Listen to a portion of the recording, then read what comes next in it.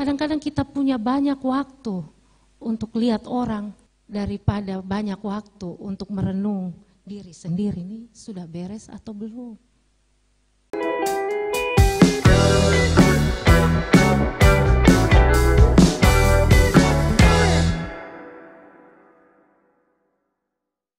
Jadi penting kita punya self control supaya bisa menjauhkan diri kita daripada dosa. Apalagi keinginan kita untuk menuruti keinginan daging. Itu penting sekali untuk setiap kita memiliki penguasaan diri ini. Penguasaan diri adalah kemampuan untuk mendeteksi dan mengatasi tekanan-tekanan negatif yang muncul dalam kehidupan kita. Penguasaan diri berarti berani, garis bawahi kata berani dan mampu berkata tidak terhadap segala sesuatu yang merugikan kita dan orang lain. Persoalannya pada hari-hari ini berani atau tidak kita menjadi benar walau sendiri. Ya.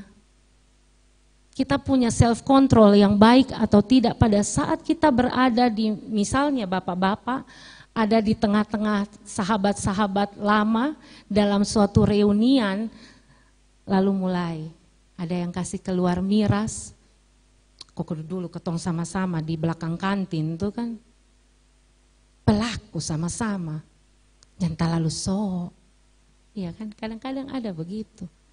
Mampu tidak kita berkata tidak pada saat kita ada di tengah-tengah situasi dan kondisi seperti itu.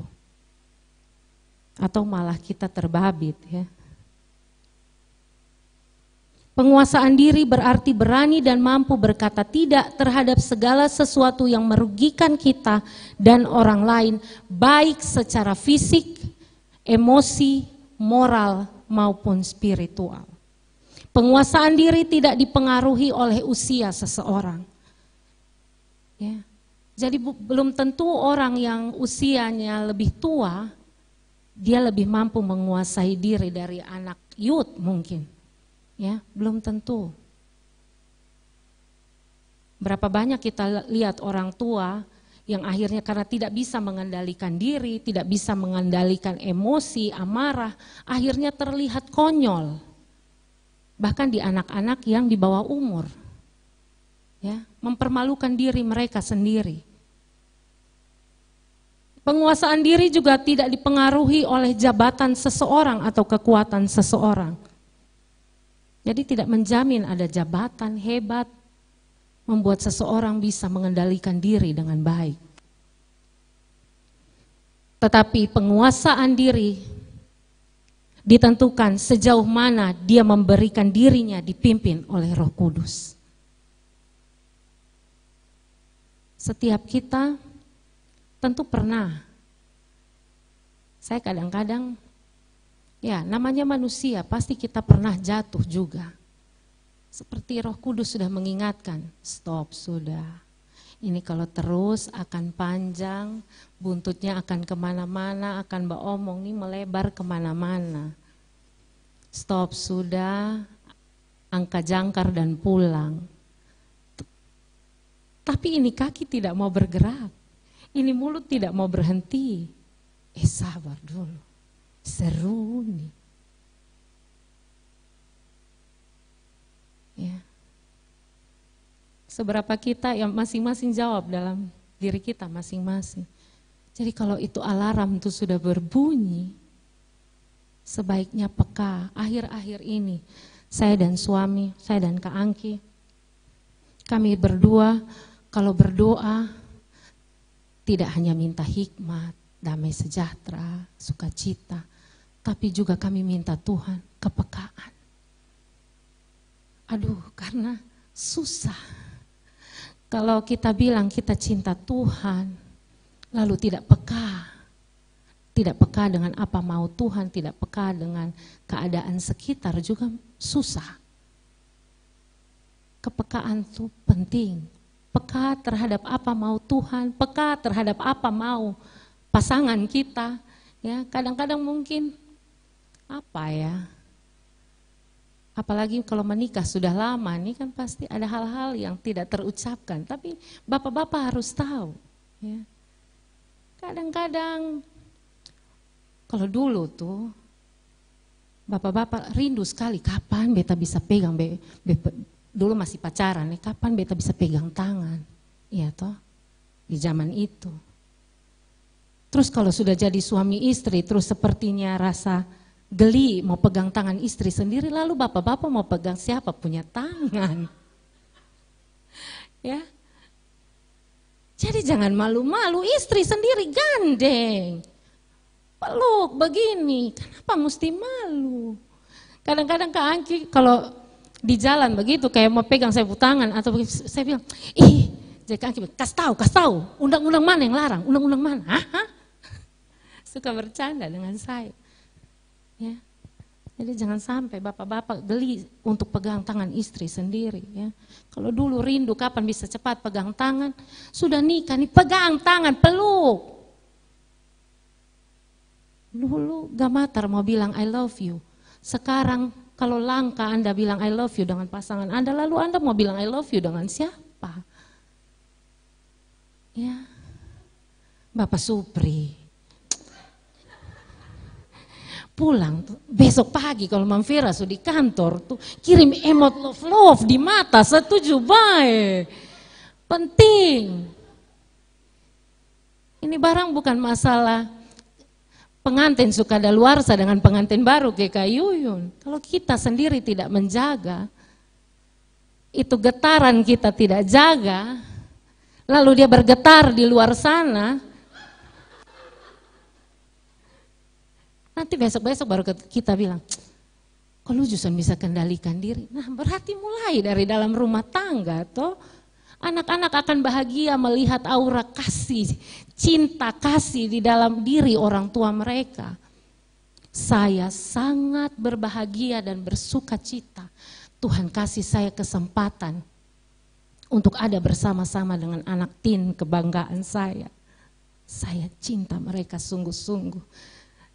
Saya mau menangis kalau saya ingat anak-anak teen saya. Mereka anak-anak luar biasa. Saya pulang dengan Kak Angki. Terima kasih percayakan saya anak-anak teen. Saya cinta mereka sungguh-sungguh. Apa ya, saya bilang dengan Kak Angki, saya di usia mereka. Saya berbagi sedikit, saya tanya kepada mereka. Saya lebih banyak kalau dengan anak teen ini berdialog, kita sharing. Saya ambil satu ayat, lalu saya tanya pendapat mereka, bagaimana menurut mereka tentang gambar diri mereka.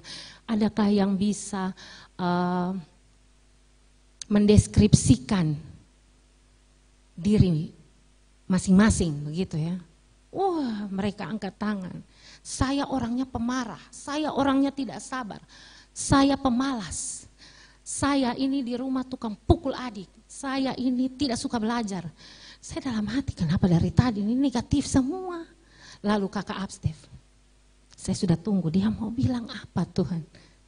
Saya ini adalah orang yang pendiam. Satu ruangan itu. Male, saya hanya mau bilang kalau saya ini adalah orang yang pendiam. Satu ruangan langsung tepuk tangan dan iya kami percaya. Saya ini adalah orang yang pendiam. Saya bersyukur ada satu anak remaja yang kelihatannya ya saya pikir apa dia paham dengan, maksudnya dia agak berbeda sedikit dengan yang lain ya.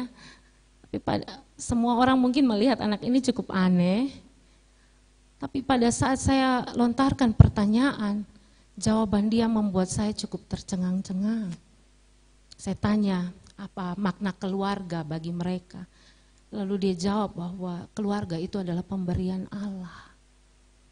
Keluarga itu berharga. Saya kasih tahu mamanya wah tidak menyangka bisa keluar jawaban seperti itu. Tapi yang saya mau bilang di sini, mereka di zaman kita kan, biar kita pemalas di rumah kita akan bikin bagus-bagus diri. Tetapi di zaman ini saking bebasnya mungkin ya, ada satu anak Dia angkat tangan baru dia bilang, Male, dari semua yang buruk yang tadi teman-teman lain jawab, saya adalah rangkumannya. Artinya semua yang tadi buruk tuh ada di dia pun diri badan. Coba kira dong.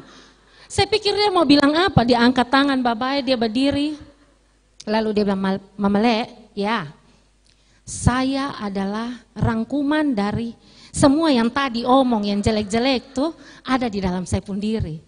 Saya bilang, oh terpuji nama Tuhan. Saya biasakan untuk mereka, saya tidak kayak misalnya mereka salah jawab atau bagaimana, saya tidak biasakan untuk, jangan begini, tidak. Jadi biar mereka biasakan diri untuk melontarkan pendapat dulu, lalu nanti pelan-pelan saya masuk untuk membetulkan. Kalau kita langsung cut mereka, di lain waktu mereka tidak akan percaya lagi untuk bercerita, tidak ada rasa percaya diri untuk bercerita.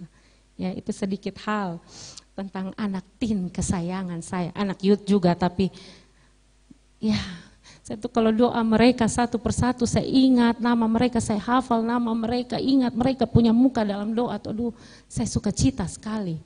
Ya, lihat pertumbuhan anak teen. Jadi Bapak Mama yang masih ada anak teen di rumah, percayakan mereka untuk ada bersama kami setiap hari Jumat. Jadi penguasaan diri tadi tidak hanya dipengaruhi oleh usia seseorang, jabatan seseorang, tapi sejauh mana dia memberikan dirinya dipimpin Roh Kudus. Itu penting ya. Galatia 5 ayat 22 sampai 23 di situ bagaimana hidup dipimpin Roh ya. Tetapi dalam Galatia 5 ayat 19 sampai 21 perbandingannya hidup di dalam daging, dipimpin daging ya. Mana yang kita mau pilih, hidup di dalam roh atau dipimpin daging ya. Kita lihat yang tidak bisa mengendalikan diri, tokoh-tokoh Alkitab, manusia pertama dan kedua di dunia ini, Adam dan Hawa.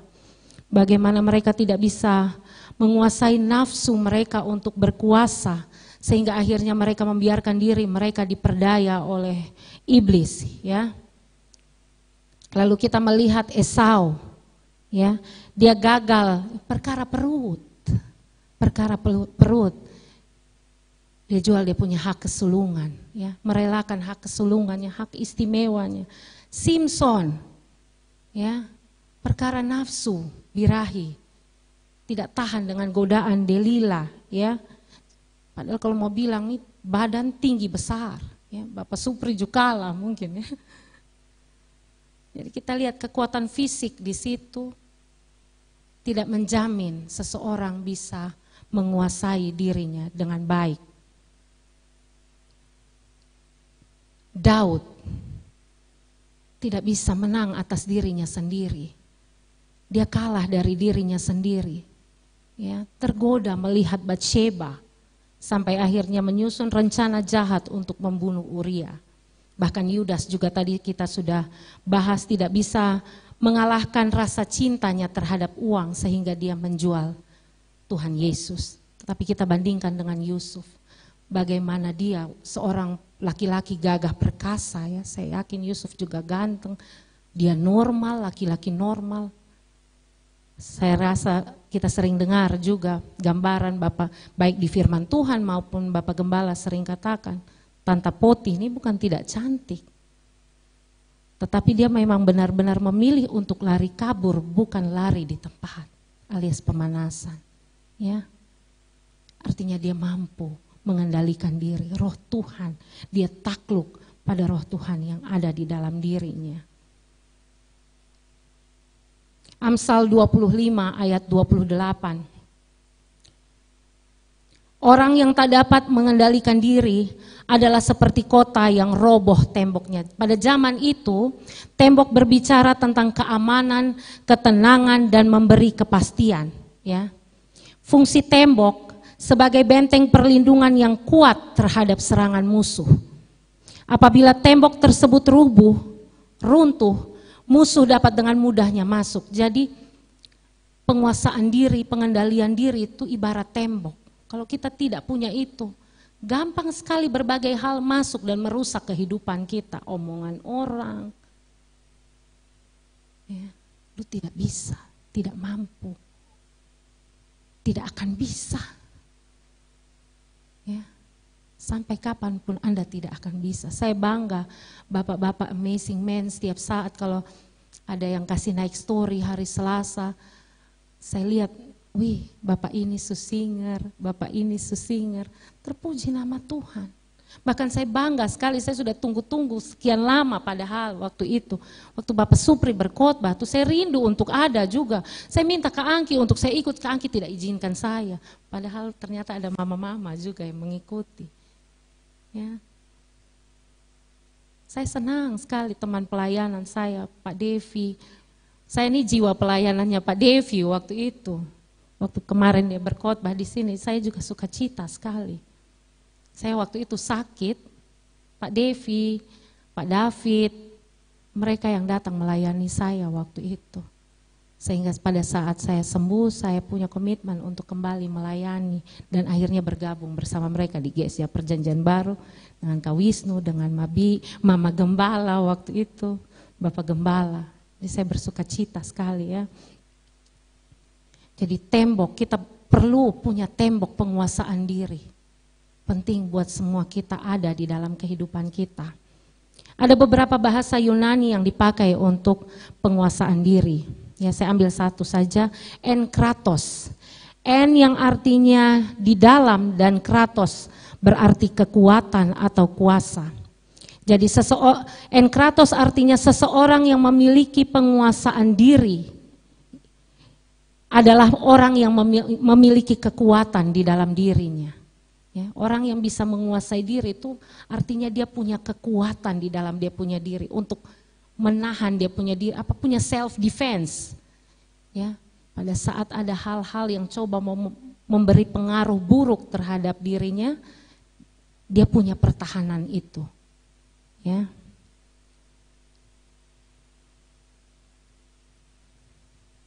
Pertanyaannya sekarang, kita harus menguasai diri dalam hal apa? Yang pertama, pikiran. Nah, ini beta khotbah di Amazing Woman 2 minggu lalu kalau tidak salah. Semua ini berawal dari pikiran. Saya khotbah tentang overthinking waktu itu. Jadi penting untuk kita menguasai pikiran kita ya. Jika kita tidak menguasai pikiran kita, maka tindakan kita pun tidak akan bisa dikuasai. Karena dari pikiran akhirnya termanifestasi lewat tindakan. Ya. Tindakan-tindakan kita itu hasil daripada apa yang kita pikirkan. Kadang-kadang berkembang sendiri. Orang tidak seperti itu. Yang kelihatan ini kan belum tentu. Orang lihat ada orang mungkin, wih setiap minggu baru, tas baru, sepatu baru, ini baru. Kan kita tidak tahu dia belinya fix atau betul dia beli dari butik. Kan kita tidak tahu dia tunggu 0808 di Shopee atau dia beli di butik. Kadang-kadang kita punya banyak waktu untuk lihat orang daripada banyak waktu untuk merenung diri sendiri ini sudah beres atau belum. Ya. Jadi kuasai pikiran kita. 2 Korintus 10 ayat 5b. Kami menawan segala pikiran dan menaklukkannya kepada Kristus. Penting untuk pikiran ini ditawan oleh Kristus. Jadi baru mau pikir aneh-aneh dalam nama Yesus. Saya sering ingat ini. Yang pada akhirnya jadi kekuatan bagi saya. Ya. Bapak Gembala sering bilang kita tidak bisa larang burung untuk terbang di atas kepala kita, tetapi kita bisa untuk membuat dia untuk tidak buang kotoran di atas kepala kita. Itu yang saya pegang sehingga saya punya pengalaman pribadi. Ada satu orang pernah datang ke rumah kami. Dia bermasalah dengan orang lain. Lalu dia mau coba-coba pengaruhi saya untuk juga tidak suka kepada orang lain tersebut. Malik. Pernah juang omong Malik. Oh, tidak usah kasih tahu itu orang omong apa, tidak penting. Sekarang mari ketong dua berdoa, tambah lingka angki mari datang, ketong tiga berdoa, kasih mama, kasih ini orang, kasih itu orang, dan kasih kita juga. Dan mungkin beta juga pernah jadi pelaku sehingga beta mengalami hal seperti itu. Tetapi saya memilih untuk tidak mendengar apa yang orang itu katakan. Karena saya tahu kapasitas diri saya. Saya takutnya saya tidak akan benar-benar pulih kalau saya dengar. Saya takutnya saya tidak siap kalau saya dengar hal itu. Itu akan jadi sampah di dalam kehidupan saya sehingga saya tidak mau. Terpuji nama Tuhan, dia pulang dengan terhormat dan saya juga bisa tidur nyenyak.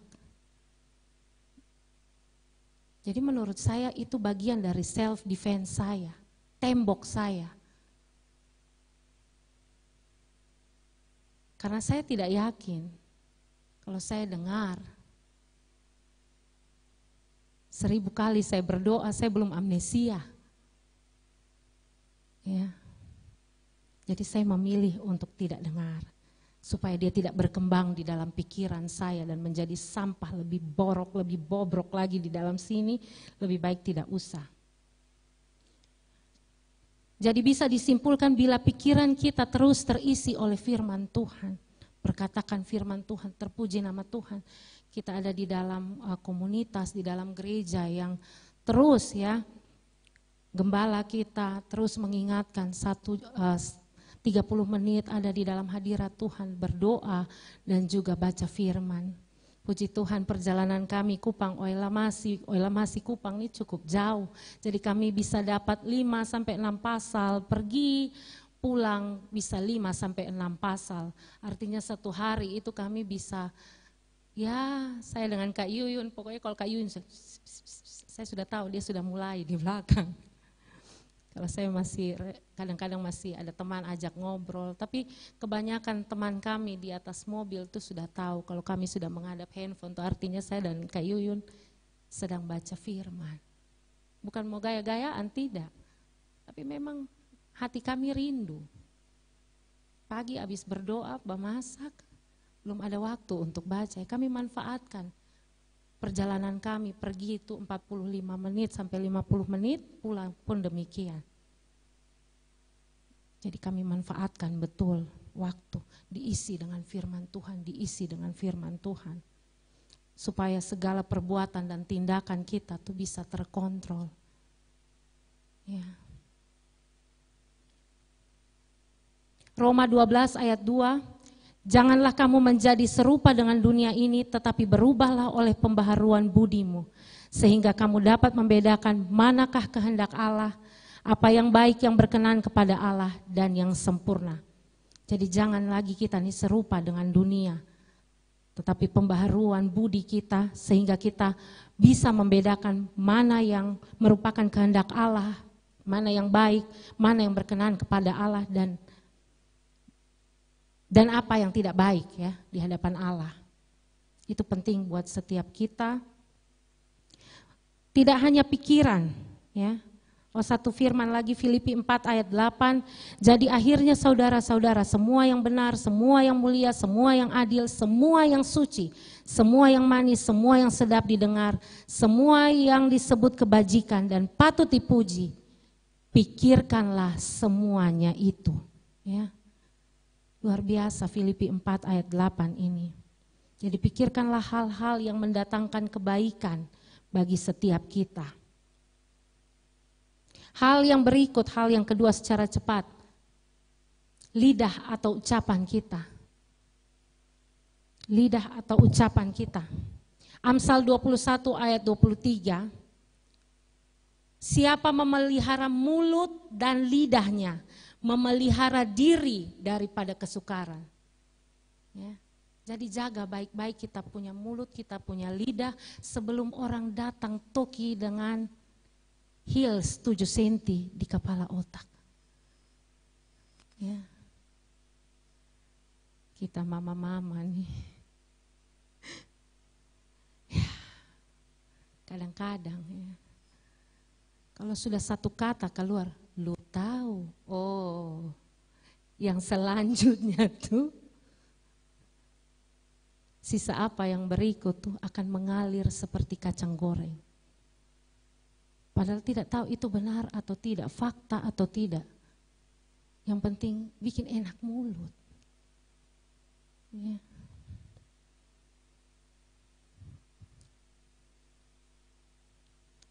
Oleh sebab itu penting untuk kita mengontrol setiap perkataan yang keluar dari mulut kita. Yakobus 3 ayat 5. Demikian juga lidah, walaupun suatu anggota kecil dari tubuh, kecil tapi mematikan ya. Namun dapat memegahkan perkara-perkara yang besar. Yohanes 3 ayat 5. Demikian juga lidah. Mohon maaf, Yakobus 3 ayat 5. Demikian juga lidah, walaupun suatu anggota kecil dari tubuh, namun dapat memegahkan perkara-perkara yang besar. Lihatlah betapapun kecilnya api, ia dapat membakar hutan yang besar. Lidah begini kecil, bisa seret 31 orang. Ya. Orang yang tidak bersalah. Nah lidah tolong. Istri saya dinodai, dilecehkan, ya, lidah. Berapa istri sedang kehilangan suaminya sekarang? Perkara lidah. Drama, putar balik. Ya, lidah, bahaya, kecil. Tapi dampaknya besar ya. Yakobus 1 ayat 26. Jikalau ada seorang menganggap dirinya beribadah, tetapi tidak mengekang lidahnya, ia menipu dirinya sendiri, maka sia-sialah ibadahnya. Kita semua kan tidak mau, Senin sampai Minggu kita beribadah lalu akhirnya sia-sia hanya perkara lidah. Capek, percuma. Ya, pastikan setiap kita beribadah, kekang kita punya pikiran, kita punya lidah, kuasai. Bagaimana kita mau memimpin orang lain kalau pribadi kita, diri kita sendiri saja kita tidak bisa taklukkan di hadapan Tuhan. Tidak bisa mengendalikan. Hal yang ketiga secara cepat, yang perlu kita kendalikan adalah mata kita. Matius 6 ayat 22 sampai 23. Mata adalah pelita tubuh. Jika matamu baik, teranglah seluruh tubuhmu. Jika matamu jahat, gelaplah seluruh tubuhmu.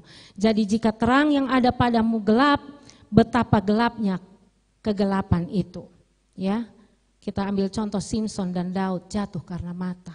Ya, kadang-kadang mama-mama orang muncul dari sana, mentereng. Ungu dari atas sampai bawah kita akan lihat. Dalam pikiran tuh ada selalu angka WA orang lain.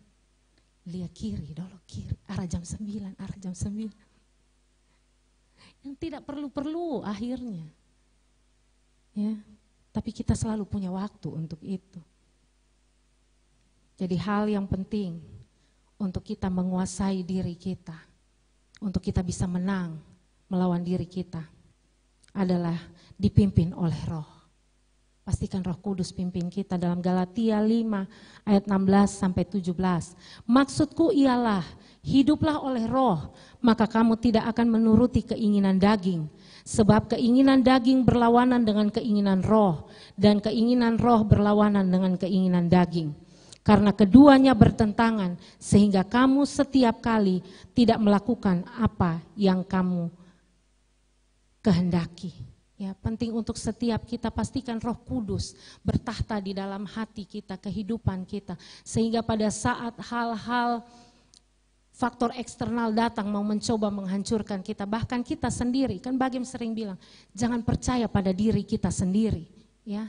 Tetap berharap bergantung kepada Tuhan supaya Dia yang mengarahkan kehidupan kita, supaya hidup kita lurus, tidak membelok ke kiri maupun ke kanan, ya, supaya ibadah kita tidak sia-sia.